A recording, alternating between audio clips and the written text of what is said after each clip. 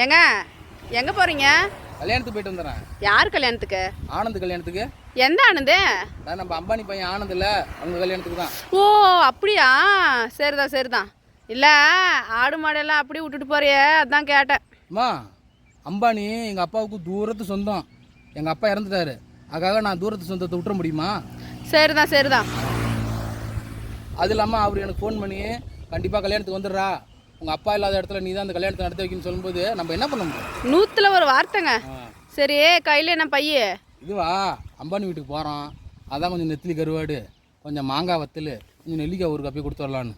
ரொம்ப கஷ்டப்படுற குடும்பம் தான், போய் கொடுத்துட்டு வா. சரி, கல்யாணத்துக்கு பஸ் ஸ்டாண்ட் போய் தானே போவேன்? பஸ் ஸ்டாண்ட் போய் தான் போகணும். டீ கடையில் டீ குடிப்பியா? குடிக்கணும். குடிக்க காசு இருக்கா? இல்லையா, அக்கௌண்ட்டில். அம்பானி கல்யாணத்துக்கு போகிற முகரே பாரு. அவன் 10 வருஷமாக ஜியோ சிம் யூஸ் பண்ணுறான், அவனவே அம்பானி கல்யாணத்துக்கு கூப்பிடலையான். இந்த பன்னாட நாய் ஏர்டெல் சிம் யூஸ் பண்ணுது, இவனுக்கு ஃபோன் பண்ணி கல்யாணத்துக்கு கூப்பிட்டாங்களாம். மூடிட்டு போய் கள்ளி தண்ணி எடுத்துகிட்டு வாடா மாட்டுக்கு.